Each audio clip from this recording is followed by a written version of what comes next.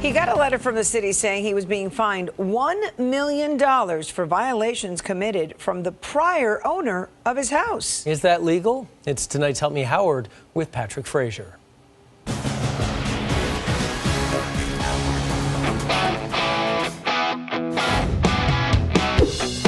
Some people are good with their hands, and some people are ridiculously talented. 1971 SS Chevelle. The car was about to be crushed when Denny got it and restored it. Now let's go inside. I made those from scratch, yep, and they're a copy of the ones on the Ozzie and Harriet show. He made his cabinets after seeing them on an old TV show, not needing handles because Denny carved them like they used to do. His oven is pristine from the 70s. Look at this old TV that still works. And remember these salt shakers from your grandmother's house. You know, I'm holding on to a little bit of the 70s that I enjoyed when I was a kid. He's a master craftsman. Even bought his home that was in foreclosure 10 years ago and rebuilt it. I mean, that's just my nature. But then he was handed something old that stunned him. And when I opened them and read them, it was like having a bomb dropped on me. I just couldn't believe it. The city of Oakland Park sent him a letter notifying him he had to pay a fine. Listen to the amount. The letter said that I owed the city over $1 million for code violation fines from the time before I bought the house. To be specific, $1,097,400 for 4 minor violations the previous owner had committed before Denny bought the house in foreclosure.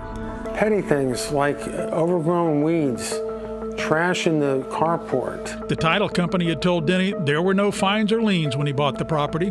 Denny says Oakland Park never notified him of the fines until now, 10 years later. They were clearing out old files and they came across my file, and that's how this started. Obviously, Denny told the city official he couldn't afford $1 million fine. The response? You need to call the collection agency and negotiate a settlement. Denny can fix anything, but not this thing.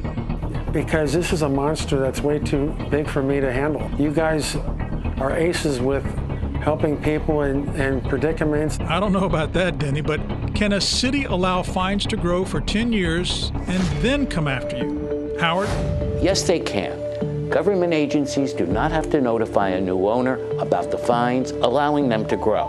But in this case, the city cannot do this to Denny because he bought the property in foreclosure, and that wiped out any existing liens and fines that the city had. I contacted Oakland Park. They moved quickly. They checked into the case and wrote, in this 2010 case, the property was not brought into compliance before it was foreclosed upon. The city was not notified of the foreclosure. The city then did what Denny wanted, removed the lien and wiped out the $1 million plus fines.